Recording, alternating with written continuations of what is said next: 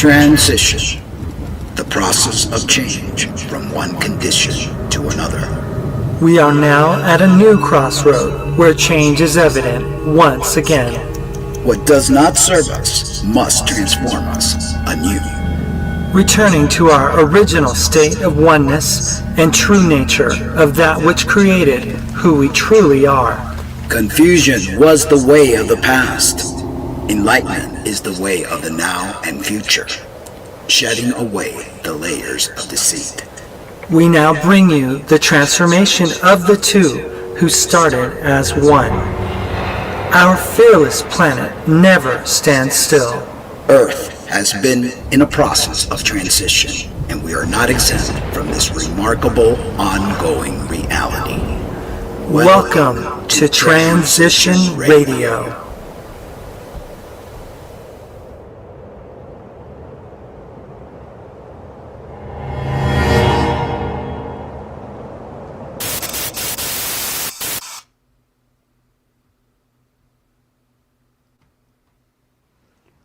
What if I told you that the sun you see in the sky only appeared there 533 years ago?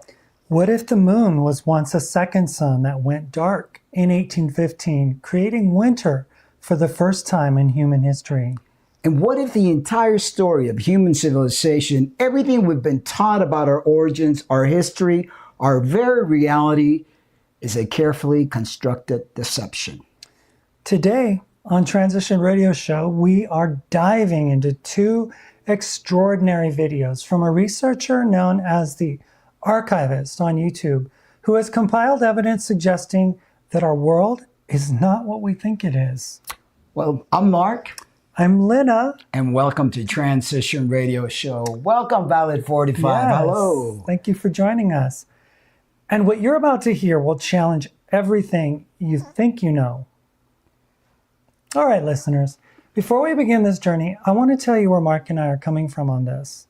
We've spent years on this show examining how history gets written by the victors. We've looked at how religious texts were compiled, edited, and shaped by political powers. We've explored Gnostic traditions that were suppressed. And what we've learned is that official narratives, quote unquote, often hide deeper truths. That's what we're taught in schools and university. It isn't always the full story. Sometimes it's not even close to the truth. So when we came across these videos from the Archivist, we immediately recognized something familiar, a pattern of anomalies that don't fit the official story, questions that mainstream historians either can't answer or won't address. Now, the theories we're about to explore, they are radical, that they do challenge not just historical narratives, but our understanding of physical reality itself. Yeah, some of you will find this compelling, others will find it hard to believe, but we think it deserves to be heard and investigated. Our approach today is simple. We're going to present the evidence and theories as thoroughly as possible. We'll explore what it means if these things are true, and we'll let you decide. Because that's what this show has always been about, giving you information that challenges the mainstream and trusting you to think critically about it. So, let's start with what might seem like the less radical of the two videos, the history that was erased. This focuses specifically on American history, and it asks a provocative question. What if an advanced civilization existed on this continent before the United States? And what if it was systematically destroyed and erased from our collective memory? So here we go. So we're going to show a series of 4 images that depict classical colonial architecture. And the funny thing is that they all, you can go ahead and go through it. There's 4 images. They basically look the same. I mean, these are different parts of the world, parts of Cuba. I mean, it's crazy. Okay, and that's the last one.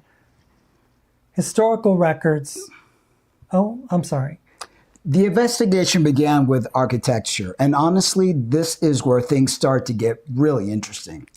Historical records describe the early American colonists, particularly those at Jamestown, as questionable characters, adventurers, people who had no intention of building their lives on hard work and honest labor. So these guys were like crooks and criminals, pirates. These are direct quotes from historical documents. The picture we get is of rough, uneducated settlers, many with criminal backgrounds, not exactly the creme of European society. And yet, within a relatively short period, amazing, we see the emergence of magnificent classical architecture across the colonies and early United States.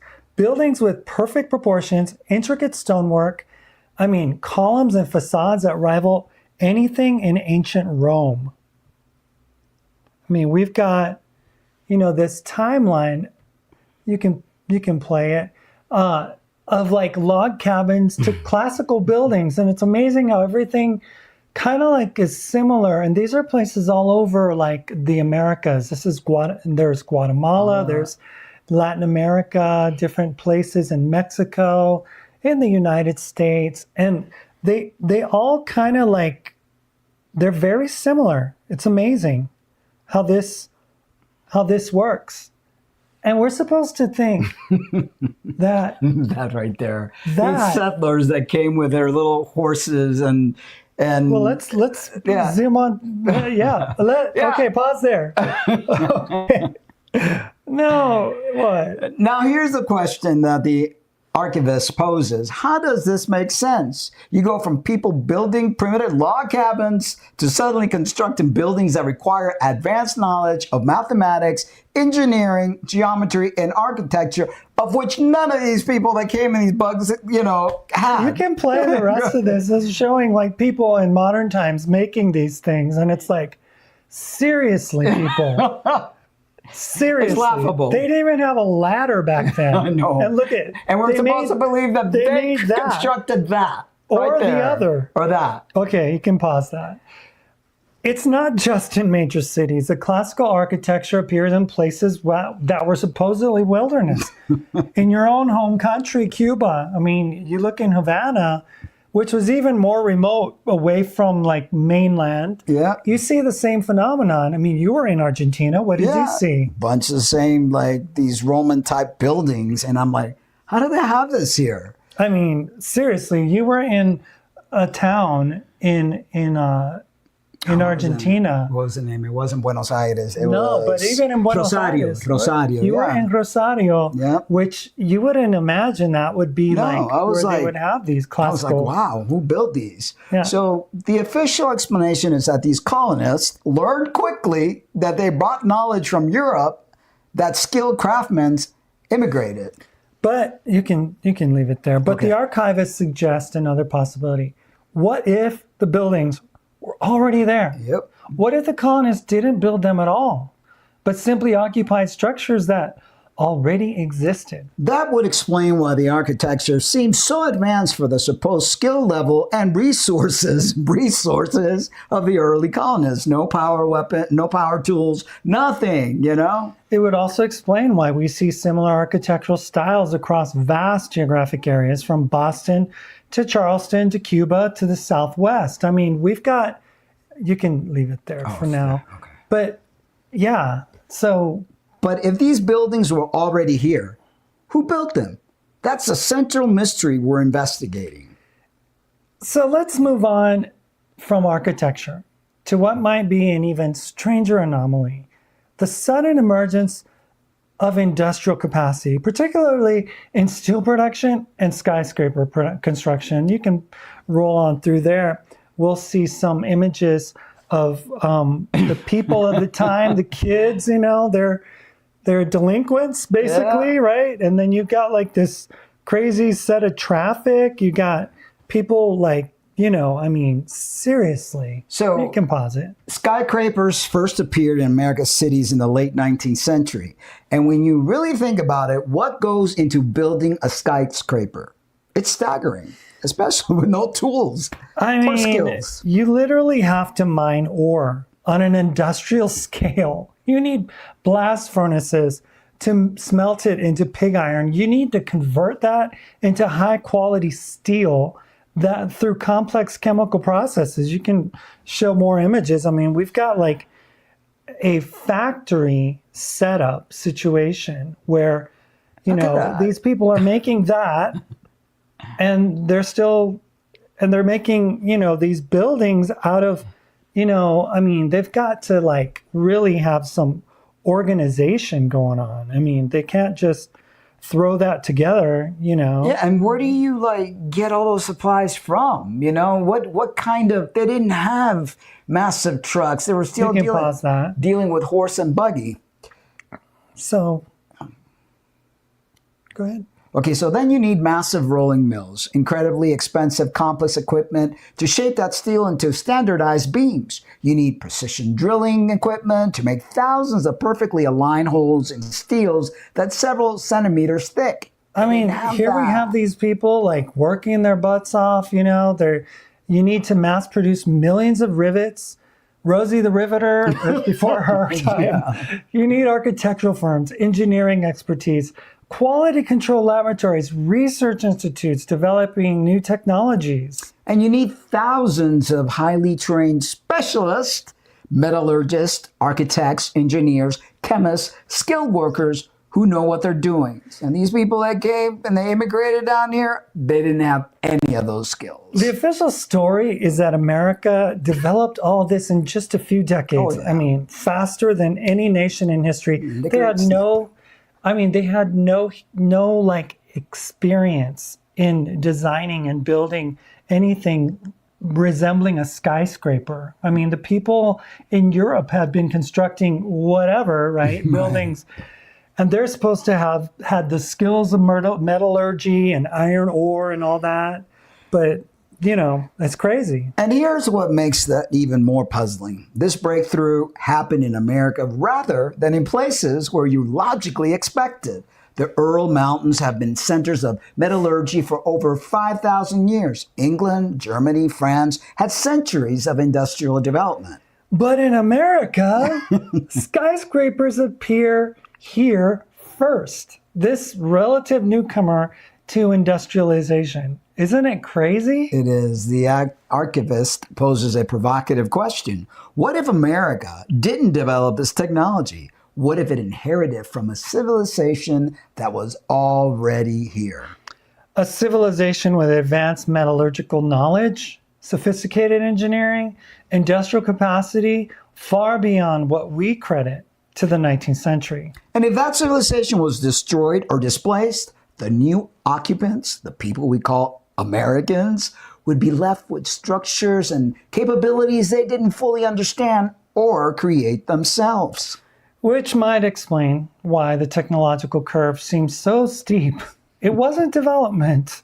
It was an appropriation of existing knowledge and infrastructure, sort of like how the hamburger from Germany became the American burger, or the hot dog, the Wiener, the Schnitzel, or Bratwurst, or whatever.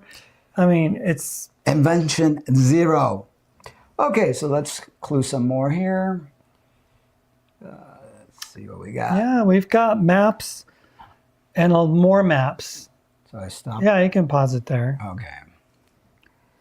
So now we come to something that I find genuinely strange. The language question.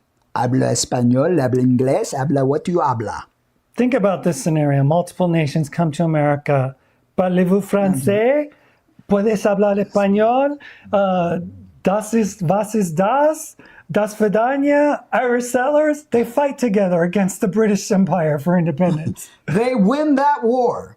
They've shed blood together. They've defeated their common enemy, Britain. Go ahead and play some more of this. Okay. It shows like maps of like conquests and battles in the Revolutionary War, and you can pause it there. Okay. And then they voluntarily adopt English, the language of their oppressor, as the national language. I'm going to speak the language of my slave driver. Does that make sense to you? In any other context, when nations fight for independence, they fiercely protect their language and culture.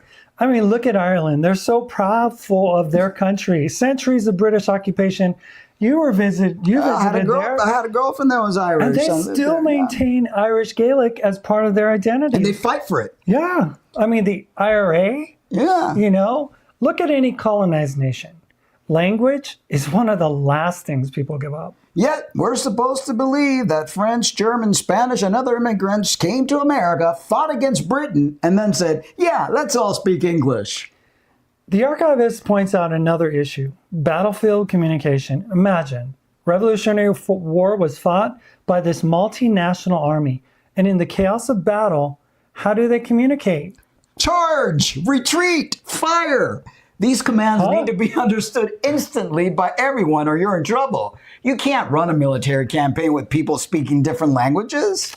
Which suggests that a common language was already in place before the revolution. The war didn't start the linguistic unity. The linguistic unity was already there. So here's the theory. What if English wasn't adopted after independence? What if it was already the dominant language because the population was already largely English-speaking before the colonists arrived? What if there was already an established English-speaking civilization on this territory, and the so-called colonization was actually a conquest and replacement of that existing population? That would explain the linguistic puzzle. It would explain why borders between states look artificial. Straight lines drawn on a map like colonial powers dividing up Africa. And it would reframe everything. I mean, everything we think we know about American history. Yep. So let's reconsider the Civil War. All right, so let's see here. Let's play some more. You can pause it there. The American Civil War is presented to us as a tragic internal conflict, North versus South, primarily over the issue of slavery. And I want to be clear, slavery was absolutely a horrific institution, and its abolition was morally necessary. But the archivists ask us to look at the Civil War from a different angle, not to justify or minimize slavery, but to examine whether the war was really what we've been told it was. First, let's look at how the war began, and this is a map of where it actually began. Okay. If this was truly a civil war, an internal conflict between two parts of the same nation, where would you expect the first battle to occur? Well, probably somewhere inland or disputed territory along the border between North and South, right? But that's not what happened. The war began with an attack on Fort Sumter, as we see here, a coastal fortification guarding Charleston Harbor. It looked like a star fort, to be honest with you. You can play some more of that. Okay. It shows more images of Fort Sumter. And Just up there. Yeah. Okay, so an attack from the sea on a strategic port, and this pattern captures a port city first, control the coastline, then advance inland. This is textbook colonial conquest strategy. It's exactly how the British colonized India. Establish a beachhead at a port, secure it as a supply base, cut the country off from the outside aid, then methodically conquer the interior. It's no different than what they did in D-Day. You know, they stormed the beaches of Normandy and set up a beachhead. Yep. So the American Civil War follows this pattern precisely. Now let's talk about Fort Sumter itself. The official story, again, is that it was destroyed by artillery bombardment. Cannons firing iron balls filled with black powder. Let's see what else we got here. So we've got the fort. It's pretty impregnable. It looks pretty strong. You know, it's pretty powerful. You can keep on going. playing. I mean, we've got more images of that star fort, basically. It's ancient, you know, it had existed before, and keep going. Okay. And we're going to see the devastation. I mean, you can pause it there. So, but when you look at the ruins, when you see what's left of Fort Sumter, something just doesn't add up. The walls were several meters thick, as you saw in the earlier photo. Solid stone and brick construction. And they weren't just damaged, you can play. They were pulverized, reduced to rubble. I mean, the, I mean, there's no comparison. There are bombings that the United States did on Dresden and Germany and different places. I mean, oh, you can pause that. Yeah, you can leave it there. Okay. You can go back to us because Okay. that's not yet. Okay.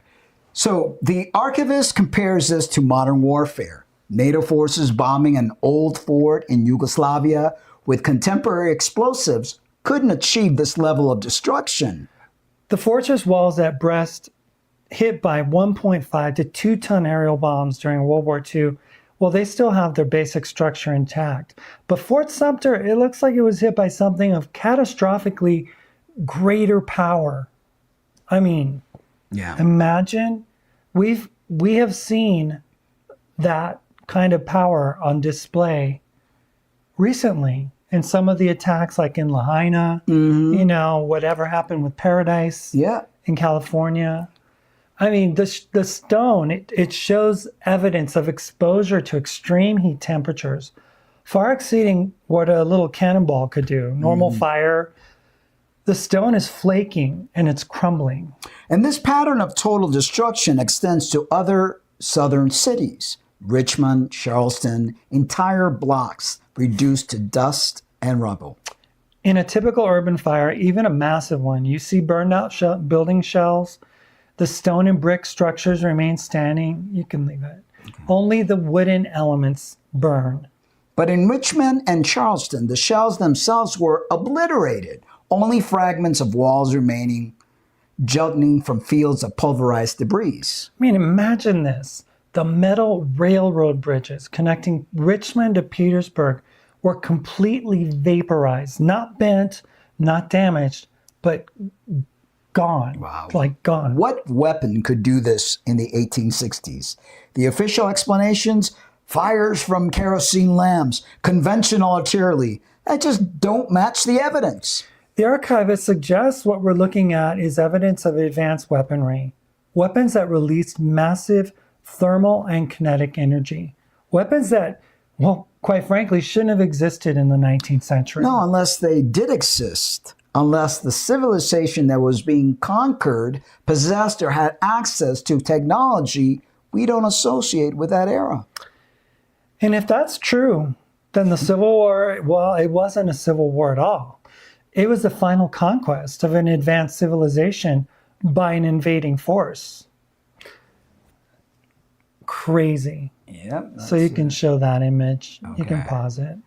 So now if all of this happened, if there was an advanced civilization that was destroyed, would there be any traces in the historical record? The archivist points to some fascinating sources that might be exactly such traces. And one of the most interesting is Jules Verne. Jules Verne's the famous French author is known for his attention to detail. His novels aren't pure fantasy. They're based on careful research and the most advanced scientific knowledge of his times. As you see in the graphic, in Around the World in 80 Days, published in 1873, Verne describes the protagonist's journey across America by train. And there's a passage that's absolutely striking when you read it with this theory in mind. Let me quote it. Passing cities with classical names, many of which had streets and even horses, drawn railways, but as yet no houses. Yeah, you can play some of that. Okay. It's going to show a little bit of the Chicago skyline. I mean, and we'll get to that part where we'll see a graphic with the black writing on it. So this is Chicago, right? It's supposed to be not very well settled, but it is. It is settled. And the only thing missing are the people. Mm-hmm. Okay, you can pause it there. You know, you have like classic cities with classical names. So these are named places. These are established locations. Had streets, even horses-drawn railways. Infrastructure is present. The urban layout exists. Transportation systems exist. But as yet, no houses. The buildings are gone. Now, the standard way of settling an area is you build houses which form streets, which eventually get transportation infrastructures. That's the natural development pattern. Remember, I used to play a game. It was called Sim City, and you would be making a city and the infrastructure, and you put in the sewer system, then you put in the streets, and eventually you would have people move into the streets into the houses after they were built. Right. But this is different. Vern is describing it the opposite way. Streets and railways without buildings. That's not settlement. That's ruins. It's the skeleton of a city. Let's get rid of that. The skeleton of a city with the flesh removed. The layout remains, the infrastructure remains, but the structures themselves are destroyed. And notice he says horse-drawn railways. Horse-drawn. They used to be, their tracks meant for steam locomotives or some other powered mode of transportation or streetcars, but they're being pulled by horses. A primitive workaround for a more advanced system that's no longer functioning properly. Okay, let's see here. So we've got this dystopian view of cities without anything. There we go. Look at that. It's like post-catastrophe. Yeah. You can keep going to that one and pause it there. You've got these tunnels, you've got, This is first-hand account from a careful observer describing what sounds like a post-catastrophic landscape. And it's not the only source. The archivist also points to a Russian history book from 1903. We don't have to do that one. History of Mankind, World History, published in St. Petersburg in 1903. Let's look at how it describes early French colonization of North America. It says the French founded small settlements near Quebec. Near Quebec. That phrasing is important. You don't say you founded settlement near a place unless that's a place already exists as a landmark. And the word founded, they found it, is pretty much a clue. If the French founded Quebec, you'd say founded Quebec and surrounding settlements. But this says that they settled near Quebec. You can play it for a little bit, and we'll see what they found. They settled near Quebec, and it was apparently already settled. You can stop it there. So the textbook also describes French explorers moving through Illinois and the plains in the direction of Chicago. In the direction of Chicago, as a destination, as a known location that, I don't know. I mean, a known location that they were traveling toward? But according to official history, Chicago at this time was supposed to be just wilderness, maybe a small Native American village at most. And here's where it gets interesting. The same textbook later mentions that French missionaries, I'm grateful for them, were just beginning to accustom the Indians to a settled life. So the textbook itself says that permanent Native American settlements were only just beginning to form at this time. Yet it referenced Chicago as an existing landmark. So if it wasn't a new French settlement, and it wasn't a Native American village, we don't have to do that. What was it? Well, the implication is that Chicago and Quebec and other named locations already existed as cities before the Europeans arrived and before the Native Americans established permanent settlement there. These were cities of the pre-existing civilization. The civilization that was conquered and erased. And I want to emphasize, this is from a mainstream Russian textbook. This isn't some French source. This is what educated Russians were being taught about American history in 1903. Before the historical narrative was fully standardized, before the complete rewriting of the American story, traces of the truth were still slipping through. So we have a little graph showing the civilization of the Rus It's going to come up in a little bit here. There, you can pause that. Okay. All right. So far we've been looking at American history specifically, but now we need to zoom out, way out, because the second video from the archivist expands this theory to a cosmic scale. And I'm going to be honest, when we first watched this, our minds were blown. This isn't just about American history being false. This is about all of human history, the nature of physical reality, the very cosmos that we live in. The archivist proposes that our entire timeline is wrong. So let me lay out what he presents as a true chronology of Earth and humanity. Before the 9th century AD, this is that. Leave it there? Okay. Yeah. There existed what's called the civilization of the Rus, a pre-flood advanced civilization. So between the 10th and 15th centuries, a catastrophic event occurred, the Great Flood. This wasn't just a regional flood, this was a world-changing cataclysm that destroyed the previous civilization. So we have a little artistic leeway here with a AI rendering of the civilization of Rus and what it would have looked like. Yeah, before a flood wiped it out. So towards the end of the 15th century, the flood waters receded, revealing an altered landscape. And then in 1492, a date we're told marks Columbus discovering America. Something else happened. Something cosmic. You can play some more here. Okay. We've got the sun appeared in our sky for the first time. You can pause it. Now, before you dismiss this, let's look at the evidence for this claim, because there's more here than you might think. The archivists examined hundreds of paintings and engravings from before the late 15th century. Paintings like this, landscapes. I mean, we have a few. I think we have like three of them. Do I go on? Yeah.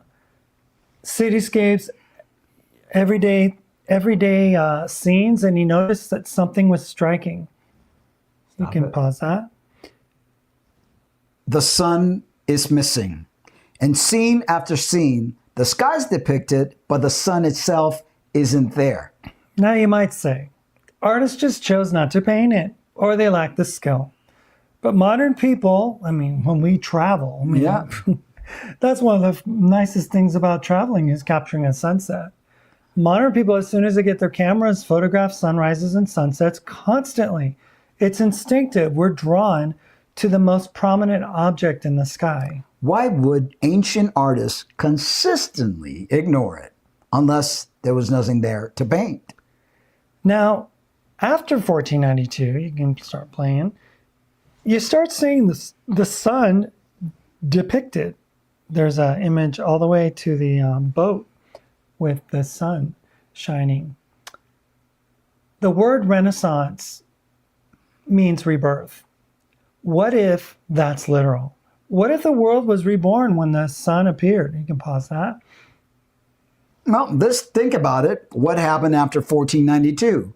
Massive population growth, technological explosion, the age of exploration, cultural flowering. Crazy stuff. So the official explanation is that these are unrelated developments. But what if they're all connected to a single event? The appearance of a new energy source in the sky. So now we're going to talk about the sundial evidence. And we've got a couple of images of sundials. And they do look a little archaic. You can pause it there. Here's another piece of evidence that's hard to dismiss. The sundial, right? A sundial seems simple, right? A stick casting a shadow. But creating an accurate, functional sundial, well, that's incredibly complex. You need to understand time as a measurable quantity, not just day and night, but hours and minutes. That's a huge conceptual leap. You need advanced mathematics and geometry. You have to understand how shadows move, how to divide circles into equal parts, how shadow angles change throughout the year. And most importantly, you need to know your precise geographical latitude. A sundial calibrated from one location won't work accurately even a few hundred miles north or south. The concept of latitude, the ability to calculate it precisely, this only appears in the European knowledge in the late 15th and early 16th centuries. And guess what? That's exactly when we start seeing complex functional sundials. The oldest sophisticated sundial is in the Hermitage Museum, dates to 1554. It's a portable device with a compass for orientation, a plumb line for leveling, and an adjustable gnomon that works across different latitudes. This isn't primitive technology. This is high tech for its time. And suddenly, in the mid to late 1500s, sundial making explodes across Europe. Italian astronomer Giovanni Pavani publishes a treatise on making sundials. You can pause that. In 1570, Giusto Biancani does the same around 1620. In Russia, sundials start appearing on architecture in the 18th century. So for thousands of years, supposedly humanity couldn't figure out how to measure time using the sun shadow, and then suddenly, in 1 century, it becomes commonplace. The official explanation is that it just took a long time to develop the knowledge, but there's another explanation. What if sundials only appeared when there was finally something to measure? Wow. What if the sun itself only appeared shortly before people started making devices to track it? That would explain the flourishing of sundial technology in the 16th century. Not slow development, a sudden necessity. You can leave it there. Okay. Now we get to something really fascinating, language. Specifically the word for sun in Old Russian. The archivist examined the dictionary of birch bark manuscripts. These are ancient documents from medieval Novgorod, everyday correspondence preserved in the soil. So we've got a few images of this all the way up to the manuscript that you'll be seeing here, like a splayed out. Keep going. These manuscripts cover the 11th, I can stop there, to the 14th centuries. They are shopping lists, business transactions, personal letters, real life, unfiltered. And in the entire corpus of documents, the word sun doesn't appear. Think about that. These are people writing about daily life, when you're planning travel, discussing farming, talking about weather. Wouldn't the sun come up constantly? You would think, but the word isn't there. And this isn't because the language didn't have enough vocabulary. This manuscripts contain thousands of words about all aspects of life. They just don't mention the sun. Now later, in texts from the late 15th centuries onward, the word sun, quote unquote, suddenly appears everywhere. It's used in treaties, in poetry, in religious texts, as metaphors. There's even a term that emerges, sun-like, meaning radiant or brilliant like the sun. Words don't just appear from nowhere. They emerge gradually as people encounter new phenomenons and need language to describe them. But here we see what looks like a sudden introduction of the word sun into the language, along with derivative terms and complex concepts. It's as if the phenomenon and the word for it arrived together. You can go back to us. Okay. And this linguistic pattern aligns perfectly with the absence of sundials before the 16th century and the missing sun in early artwork. All three independent lines of evidence, visual art, technology, and language, points to the same conclusion. The sun as we know it appeared relatively recently in human history. Now we're going to go even deeper. There's an image that it's going to pop up here. It's an artistic rendering of two suns, you can pause it, in the Earth's sky. So if our current sun appeared in 1492, what was lighting the world before that? According to the archivist's research, it was the moon. Or rather, what we now call the moon was actually a second sun. And before you dismiss this, let's look at the evidence about moonlight, because it's genuinely strange. The official scientific explanation is that the moon has no light of its own. It just reflects sunlight. But does that explanation actually hold up under examination? You can play some of it. We've got some images of the moon. The moon. Think about the characteristics of sunlight versus moonlight. We've got they're not just different intensity. They're actually, you can pause it there. I mean, they're opposite in nature. Sunlight is golden, warm, dry. It carries heat. It makes plants grow. It heats the earth. Moonlight, on the other hand, is silver, cool, often associated with moisture and mist. There is no warmth to it. If moonlight is just reflected sunlight, why are their qualities so opposite? A reflection in a mirror doesn't change the fundamental nature of what's being reflected. Here's a simple experiment anyone can do. Take a magnifying glass and focus sunlight. You can easily generate enough heat to light paper on fire. Yes, did that as a kid many times. Now try the same thing with moonlight. Even during the brightest full moon, nothing, no temperature increase at all. If moonlight is concentrated sunlight, it should produce heat when focused, but it doesn't. It carries no thermal energy. The archivist's explanation, because it's not reflective sunlight, it's residual glow from a burned out star. The moon was once a sun, the first sun. At some point after our current sun appeared in 1492, there were two suns in Earth's sky simultaneously. We don't have to go there. Okay, so I'm just going to go to us. Yeah.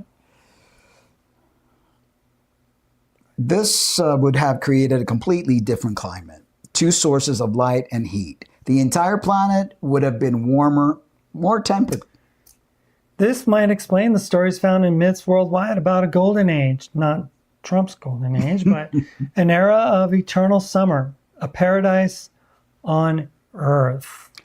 But nothing lasts forever. The first sun, our current moon, was older. It was burning out. No. In 1815, yeah, go ahead. Yeah. No. Oh. Go ahead. Okay, in 1815, something happened that actually documented in mainstream history, the year without a summer. The official explanation is that Mount Tambora in Indonesia erupted, ejecting ash and aerosols into the atmosphere that blocks sunlight globally. And yes, there was an eruption, but the archivist suggests that eruption wasn't the cause of the climate crisis, it was one of the effects of a much larger event. In 1815, according to this theory, the moon's sun finally extinguished completely. Its light went out and its heat dissipated. And for the first time in human history, Earth had only one sun. The loss of that second heat source caused immediate catastrophic climate change. In 1816, became known as 1800 and froze to death. There was snow in June and in New England, frost in July in Europe. Crops failed globally. But more importantly, this was then when winter, true winter as we know it, appeared for the very first time. Crazy. Before 1815, the climate was milder because two suns warmed the planet. After 1815, with only one sun, we got the seasonal extremes we now consider normal. Ice, snow, hard freezing. These became common after 1815 in regions where they've been rare or unknown before. The moon we see now is the iron nickel shell of that extinct star, still visible, but no longer radiating light and heat of its own. And this explains another mystery. Why does the moon appear exactly the same size as the sun during a solar eclipse? We're told this is cosmic coincidence. The sun is 400 times larger than the moon, but also 400 times farther away, making them appear identical in size. Convenient. Yeah, but the probability of what's happening randomly in a natural system is essentially zero. It's too perfect. Unless they're not vastly different in size. Unless they're both similar objects at different distances within the same local system. Is there something? No. Two suns of comparable actual size, position at different altitudes within Earth-contained environment. Which brings us to the most fundamental question. What kind of environment are we actually living in? Well, the archivists argue... Oh, man. Yeah, the archivist argues that Earth is not a sphere flying through infinite space. Instead, we live in a closed system, a terrarium, or aquarium. Yeah, and before anyone dismisses this as flat earth theory, understand that this is more sophisticated than that. This is about the fundamental nature of our reality. You can play. I have a little image of that. I just had a screen grab of the archivist video. You can pause it. In the Terrarium model, the sun and moon aren't massive celestial bodies millions of miles away. They're relatively small objects within our local system, roughly 6,000 kilometers distant. This would explain why they appear the same size. They're similar actual sizes at different altitudes within enclosure. And it explains something else. The solar eclipse coincidence, quote unquote, that scientists admit is statistically improbable in a random universe. If our system is designed, if it's an engineered environment, then that coincidence is actually a manufacturer signature, a sign of intelligent design. The archivist points to some intriguing evidence from recent years. In fall of 2015, information leaked suggesting the sun could go out. Then in December 2015, both Pope Francis and Queen Elizabeth II made nearly simultaneous statement about an impending end of the world. And these weren't metaphorical prophecies. They specifically referenced an end of light or end of the sun. The Queen mentioned extraterrestrial forces that humanity is powerless to combat. Why would these powerful figures who would have access to information that we certainly don't make such statements unless they knew something about the nature of our reality? If one sun in our system has already gone out, if the moon's sun extinguished in 1815, then the possibility of the current sun also going out becomes very real. And if that happened, it wouldn't be a natural cosmic event. It would be a decision made by whoever controls the terrarium. Yep. Now we come to perhaps the most radical claims. I'm just going to put us back. When did humanity actually arrive on Earth? According to the archivist timeline, small test groups of humans were created in the mid-16th century, shortly after the sun appeared. But the massive settlement, the population we're descended from, only arrived in 1757, just 268 years ago. Everything before that, ancient civilizations, the pyramids, medieval Europe, ancient Rome, all of it is either fabricated history or the remnants of the pre-flood Rus civilization. Our memories, our sense of having a deep past, our history books, these were all implanted or created to give us the illusion of a long timeline. That is insane to think. The ruins we excavate and call ancient are actually props placed in the terrarium to create the illusion of deep time. Like when you set up an aquarium and buy a little castle to put at the bottom to the fish, it looks ancient, but you bought it yesterday. Well, we are those fish. Yeah. Our entire world is a controlled environment, thinking Truman Show. Yeah. And we've been placed here recently with false memories and manufactured artifacts to make us think we have a long history. But who placed us here and why?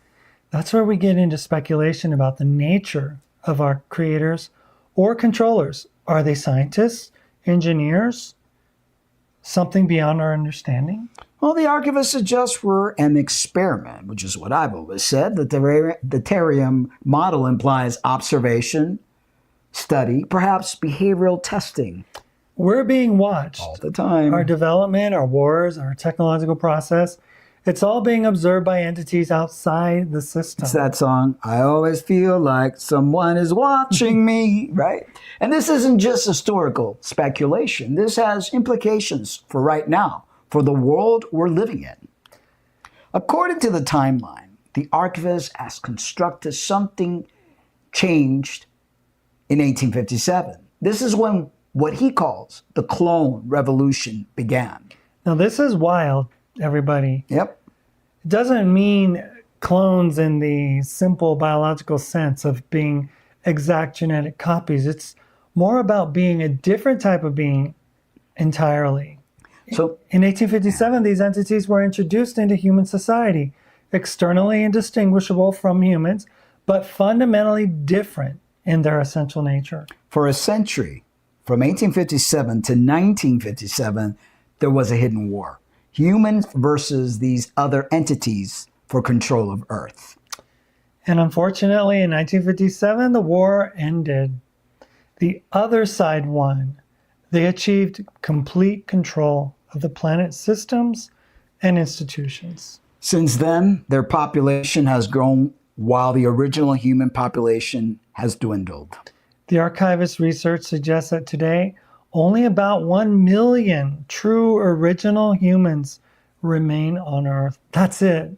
Everyone else, 99% of the population, are these other entities walking among us, running governments, controlling institutions, but not actually human.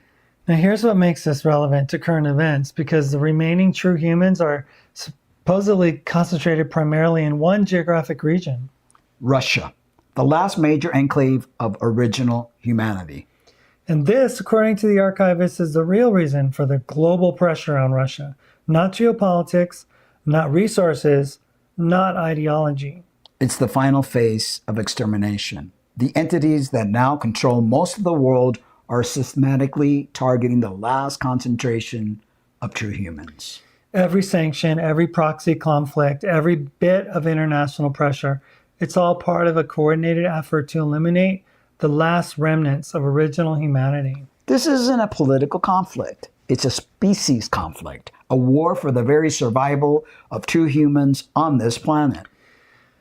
And most people, well, they don't even know it's happening, because most people aren't human anymore. They're part of the occupying force, whether they know it or not. All right, so let's bring all of this together because we've covered a lot of ground. We have. The archivist presents a complete alternate timeline and cosmology. Let me recap the key points. 1. An advanced civilization existed on Earth before the current era, possibly the civilization of the Rus. 2. A great flood destroyed this civilization sometime between the 10th and 15th centuries. 3. In 1492, our current sun was activated or appeared in Earth's sky for the first time. 4. The moon, well, it's actually the extinguished shell of a previous sun that went dark in 1815, creating winter for the first time. 5. Humanity, or at least the current population of humanity, was only placed on Earth in 1757, just 268 years ago. 6. In 1857, non-human entities were introduced into human society, beginning a hidden war. And we think about the world fairs and the incubator babies. Yeah. Could this have been connected to that they all of a sudden started introducing these different types of human beings? And then you also look at a lot of the older pictures where you see these big buildings, but the streets are empty. It's like all of a sudden there was nobody, then all of a sudden there were people. Right. So 7, these entities achieved victory in 1957 and now control 99% of planet's population. 8. The last million or so true humans are concentrated in Russia, which is why that region faces coordinated global pressure. Not Israel? Not Israel. I thought they were the chosen. I know. 9, we live in a terrarium or enclosed system, not on a sphere in infinite space. Spinning millions of times. Yeah, I never, I know people try to say, oh, conspiracy, flat earther. But if you really think about it, this thing is supposed to be going really fast, and we're just like, we don't feel it. I mean, last time when you go to one of those fair rides and you're going round and round and round, the faster you go, the more you feel it. You want to like literally. So I don't know. It's just nothing really adds up. I saw a video, like a diagram of what the orbit of the sun and the planets going around. It's like this. It's like this. It's like this game of. How do we not hit things? I know, it's like this game of Red Rover. I know. And the moon tumbling, and the moon is doing this, and now we have a second moon. Yeah. I don't know. It's crazy. So 10, our history, our memories, our sense of having an ancient past, whatever the Sphinx is and what the Giza pyramids are, all the other things that they've discovered. Our sense of having an ancient past, most of it is manufactured to keep us ignorant of our true situation. Now, what do we make of all of this? The evidence the archivist presents, the architectural anomalies, the technological impossibilities, the linguistic patterns, the missing sun in old artwork, the sudden appearance of sundials, these are all documented facts that you can verify. Yeah, and the interpretation of those facts, the timeline, the cosmology, that's where it gets speculative.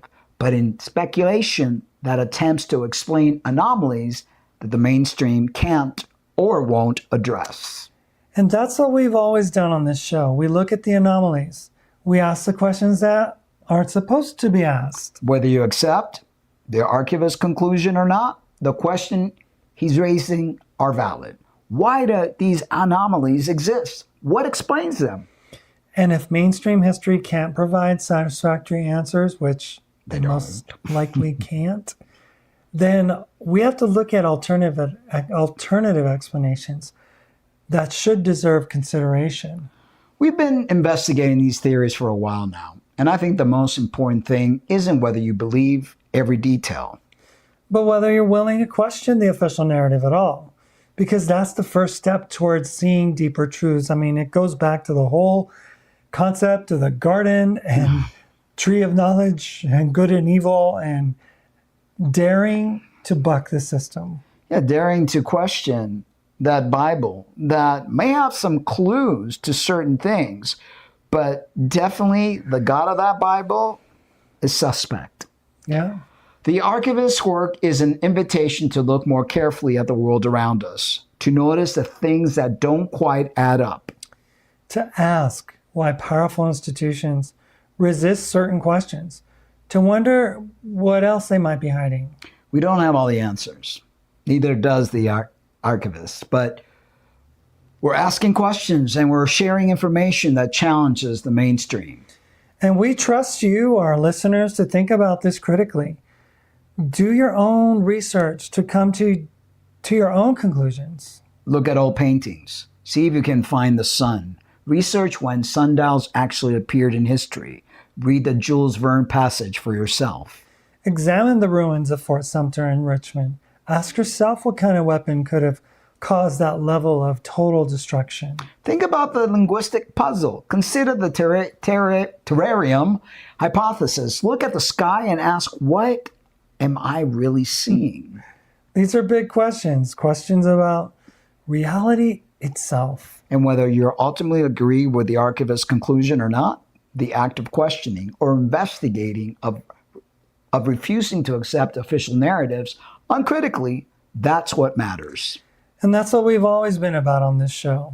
So we'll leave you with this. What if everything you've been taught is wrong? What if you're living in a carefully constructed illusion? What if your origins are not what you think they are? And what would you do if you discovered the truth? Yeah, I mean, it's really, gosh, it's really something to ponder about, to really ask yourselves the hard questions. Because we're pretty much like little program machines. We go to school, they indoctrinate us. They don't teach you anything. They make you memorize things. You really don't learn how to think for yourself. Yeah. And that's exactly what they want. They don't want free thinkers. No, they want people to be like a drone army, yeah. That repeats the standard, educated concepts that they want them to understand and to live out. It's crazy, but there are so many more questions. I mean, when we do research and we look at what other people have found, and we're just so grateful for YouTube and for the ability to dig into these old manuscripts and old historical accounts, it makes you see things in a different light. It makes you realize that things are not how you were told.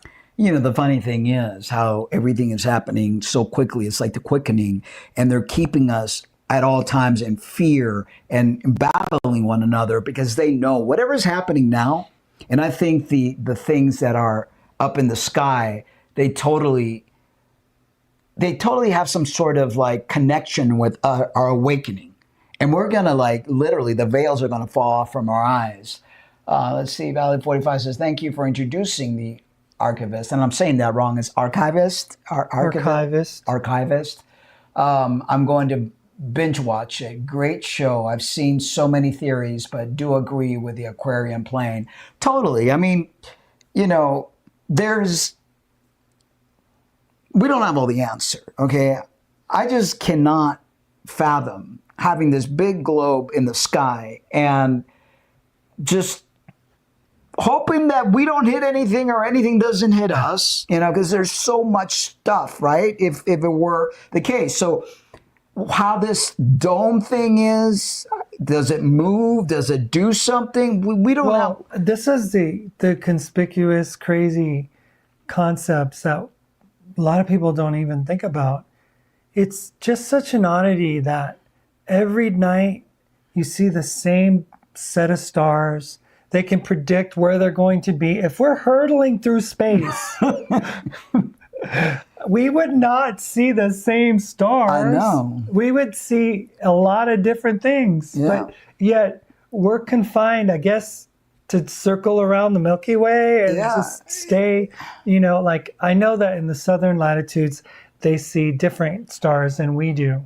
Right. But they see the same stars day in, day out, depending on, you know, the season and stuff. But they don't go past not seeing Capricorn and, you know, the North Star or Betelgeuse or any of these different.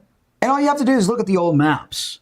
The old maps do not depict a globe. The old map depicts even areas that we have not, like, it's not in the globe. I mean, there's like... I mean, they lie to us so badly.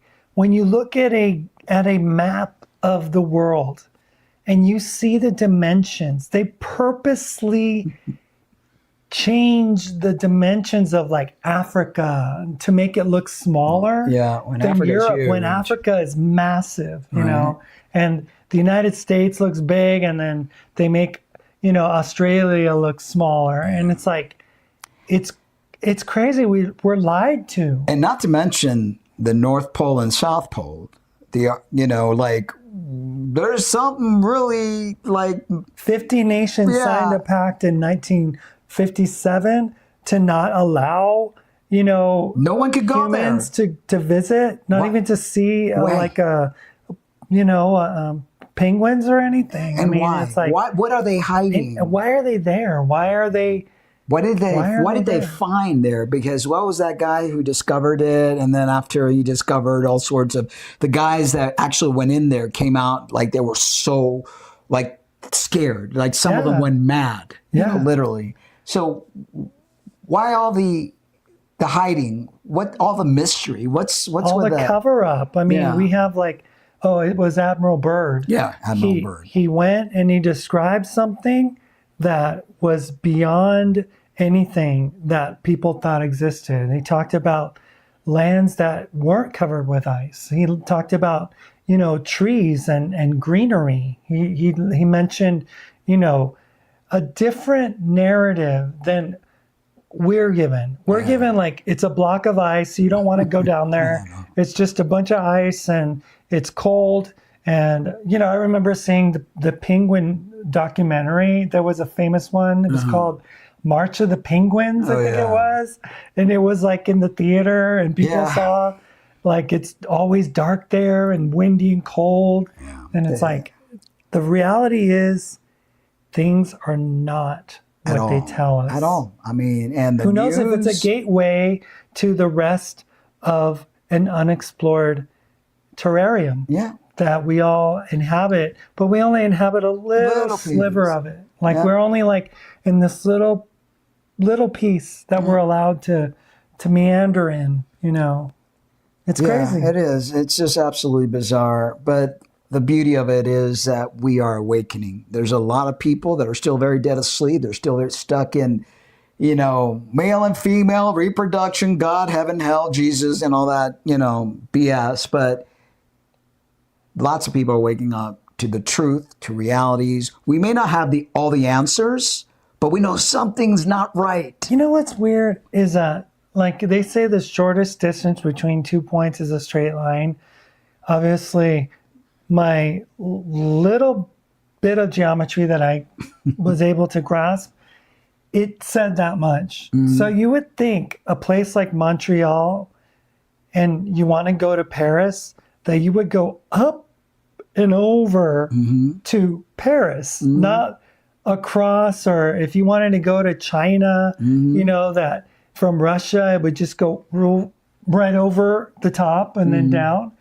They don't fly like that. No. They fly like if you want to go from New York to China, you literally have to go all the way to the west. Yeah, there's just a lot of weirdness. It's so bizarre. Yeah. I don't know if pilots are sworn to secrecy or something. Well, there's been some pilots that have come forth saying that the world is not round. Yeah. You know, but right away they make fun of people that, Well, that's what you know, that's how it keeps the sheeple in line. that's what people do when they want to control a society. They tell them, no, you need to believe in this narrative. Like Fox News is saying, America is coming back to God. And that means that they're becoming more hypocritical, more judgmental, more bigoted than ever before. America is not coming back to any true sense of any kind of good God in any way. You know, and it's whoever lived here before America, they were pagans. That's the true religion, not Christianity, which is a hiccup. You know, it's like boop for a little bit of time, but prior to that, you know, there's just. I mean, if you're looking at 1757 being this present crop of humanity coming from a group that came to this planet not even 300 years ago. Yeah. That's mind-blowing. It is totally that changes everything. But, you know, there's another channel on YouTube, he's really good, called My Lunch Break. And he talks about mathematically, if you go back and you count the population from the moment now and you go back to 1800, there's like a handful of people in this country. Yeah. You know, there's only like a few people in a city. How did we overpopulate the way we did? It's just nothing makes sense. There's just like, this is a massive experiment. So, I mean, you're talking about 1857. Right. Right before the Civil War, a new crop of humans is placed here that literally is not really human, but they take over the human population. Yep. And there's a growth, like Cabbage Patch Babies, orphan children, orphan trains, incubator babies in the world fairs, the accounts of, you know, all these delinquents running around like early 20th century America. And, you know, I mean, they did a whole Broadway show called Newsies about, you know, the kids that, you know, they were just little rascals. Think about that. You know, kids being their own parents and wandering around the streets, and the streets were like empty. You know, but it's just like people don't have critical thinking skills. They're fed some information, they repeat it, they believe it, and then when somebody brings something else to their attention, they just dismiss it because they believe in God and country. They think there's countries, and you know, it's like if that's how they're programmed to believe, then there's your answer. Yeah, it's you know, the programming. I mean, it's the programming that the coded programming that they have been, you know, given. And that's the code that they're going to live by. And because they can't break free from it. They don't know any different because they're not free spirits. No. They're not even. Some of them are even human. They're not even human. They don't have a spirit. So I mean, they could be human in the sense of flesh and blood, but not in the sense of eternal spirit. Exactly. And that's pretty crazy. You know, I mean, when you see people who are so unevolved, who like choose not to accept people and to just paint people in a negative light and to, you know, discriminate against folks. And, you know, you got to wonder, are these people even human? Do they, if you lack empathy at all, that's one of the best ways to know that you're not human. Yeah. You know, if you lack empathy. consumed in the material world, and that's all you think about, getting ahead and then climbing the ladder, and everything is about money, money, money. And it's like there's so much more to life, to your spiritual growth, than to get so involved in this trap, in this prison that, we have called home. And it's just, I truly believe that more and more people are going to wake up, and they won't be able to control the narrative anymore. Yeah, I mean, it doesn't take many, but the few that do wake up, they can make massive change. Totally. Totally. It's important. I mean, I know that the archivist presents a doomsday scenario where we lost, I mean, in 1957, we lost, and, it's downhill from here, but I would want to think that it's not, all is not lost, Yeah, I hope not. I mean, I think it all depends what turn we take. Because, like, the other day I was thinking, life could take many turns. Depends on what choices you make, would depend on what universe you end up in. You make a left or a right. It's the same thing when you're driving a car, So I think it's important for people to become educated, to break from the patterns, to stop believing in these old belief systems that are actually going to keep you coming back here and repeating the same scenario over and over again. Once you stop that programming and you create a different pathway, then you help the consciousness wake up, and the more and more people that wake up, the more and more we mess up the plans for these things that, terrarium controllers. Yeah, that's a good word for a terrarium controllers. They're literally looking down Yeah. and going, Yeah, I mean, let's put a little cloud and tornado over there. Yeah. Let's let's have this volcano erupt over here. Let's create a massive, fight amongst people in this area. I mean, and if you really, you tap in by either meditating or just being present, you almost feel like there is somebody watching. Yeah. You almost feel like there is some force or forces controlling. That's what I sang earlier. Someone is watching me. Yeah. And I get no privacy. Yeah. Yeah. So I don't know. Food for thoughts, food for thoughts. So always question, never don't believe us. Don't believe what you've been taught in the institutions. Status quo. Yeah. There are certain things that you just have to draw the line and say, you know what? Enough of this BS. Yeah. I'm looking for the truth. And the thing is, the little stories they put together, like the whole war thing and how people spoke different languages and how did they actually communicate, and how in that world, if they had no skills, that all of a sudden they came down and all of a sudden they just build all these things. You have to I mean, there was a video we were questions. watching just before this one, getting ready for the show, and it was talking about the same thing happening in Australia. I mean, this was a land where the British Crown sent criminals to pay for their crimes, and they sent them to this remote place, but yet this remote place had these colossal, classical Greek structures in them. I know. And it's like, wait a minute, I thought this was just the land of the Aborigine. Yeah. But you had full on, developed, and you're supposed to think that these criminals, these convicts, these people with bad hearts, that they all of a sudden just work together. Yeah, they got along so create well. a great. I mean, if you put a bunch of convicts together, They're going to be creating beautiful they're things. not going to be making beautiful things. They're going to be stealing from each other. They're going to be taking, pillaging. I mean, the whole concept of a pirate. Yeah, I mean, exactly. Plunder and pillaging and raping and stealing and doing all the stuff that they do. But America. Yeah. Yeah. Land of the free and home of the brave. oh, the ignorant. Yeah. And in God we trust. Mm-hmm. Yeah. Yeah. In Yahweh they trust. Yeah.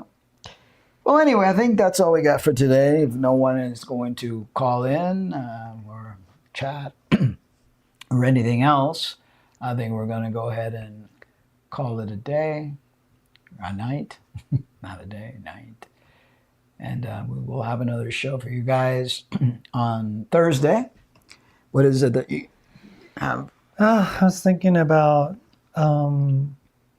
what's under us. Oh, that's Yeah. another very important thing. Because we're What's all under constantly looking up and whatever, but what's under us? It's down here. What is down here? Good question. All right, guys, remember to hit that subscribe button, hit the little notification so you get notified when we have a live show. Share. If you enjoy our show, we do have PayPal in the link section that, or become a Patreon, and support the channel. If not, that's okay too. But if you can, please do. Yeah, so that's about it. That's all we got. That's all we got. We got plenty, but I thought you might it's like maybe you lived back there at one point somewhere. Oh, that's Cuba. That's That's Cuba. Havana. Havana. Maybe you lived like in that building. Right there. Possibly. Who knows? It's one of those. We did have like one of the houses like that. Yeah.